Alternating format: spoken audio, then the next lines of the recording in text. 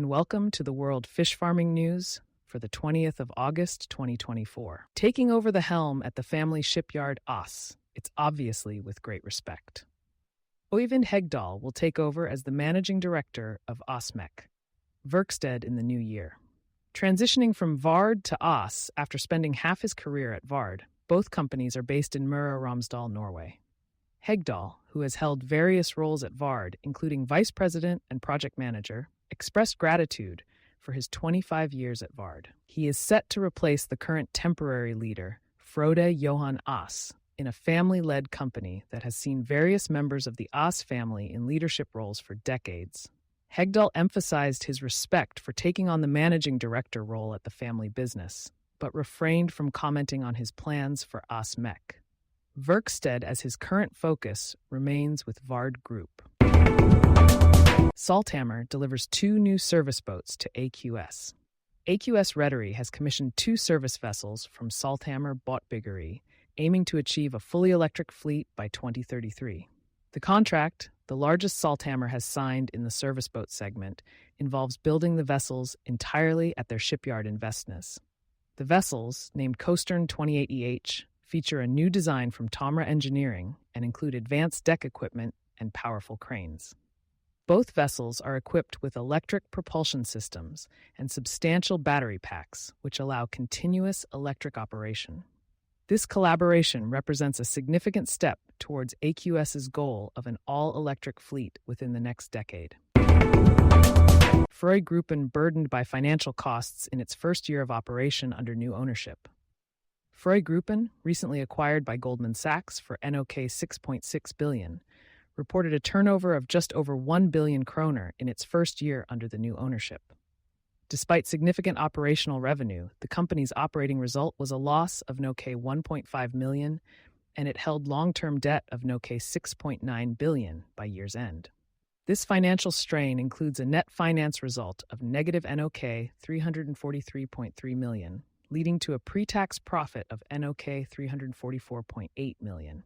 The company's revenue was mainly derived from wellboats, service boats, and sea transport. By the end of the year, Frøy owned a substantial fleet and employed 970 full-time equivalents. A tough year for Sisomar, laying the groundwork for better times.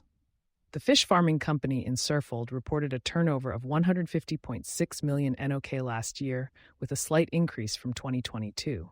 However, their operating profit dropped by 9.1 million NOK to 1.1 million NOK, resulting in a modest operating margin of 0.7%. The company's annual report cites biological factors and increased costs as the main reasons for not meeting budget expectations. The company is currently preparing a new production hall, costing nearly 400 million NOK, and expected to be completed by 2025, which will increase their tank volume by 9,600 cubic meters to a total of 24,000 cubic meters.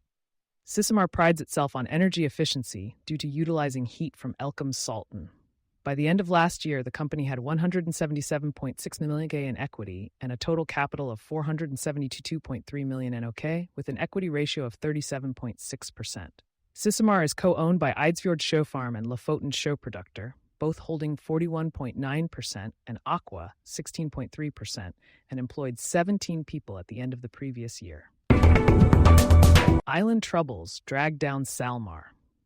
Salmar's second quarter results, released on Tuesday morning, failed to impress analysts, with Fearnley Securities noting a 7% operating result shortfall compared to consensus expectations.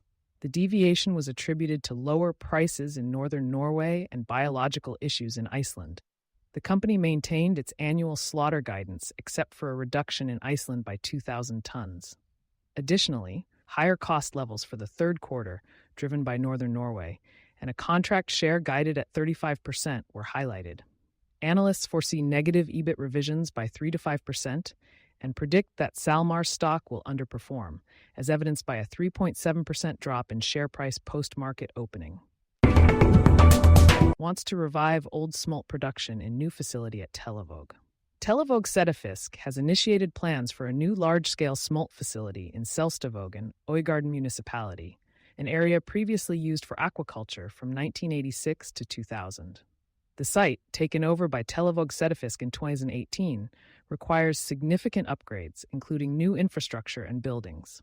The facility aims to produce up to 3.75 million smolt and seeks permission for food fish production. Founded in 2018, Telavåg is primarily owned by Austevoll Melax, which acquired another local smolt company, Vik Settefisk, in 2023. Initial investments are projected at around 40 million kroner, with plans to deliver approximately 30,000 fish at the end of each 72-week production cycle.